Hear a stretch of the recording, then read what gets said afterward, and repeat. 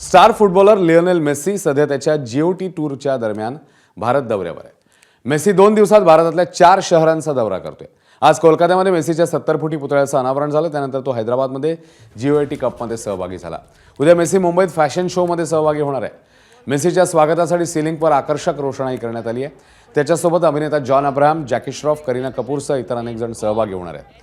दरम्यान मेस्सीच्या दौऱ्याच्या पार्श्वभूमीवर मुंबईच्या कुलाबा आणि मरीन ड्राईव्ह परिसरातले काही मार्ग वाहतुकीकरता बंद असतील. या परिसरात नागरिकांना वाहन पार्क करण्यास मनाई करण्यात आली आहे. ज्यांना शक्य आहे त्यांनी सार्वजनिक वाहतुकीचा वापर करावा असं आवाहन पोलिसांनी केलं.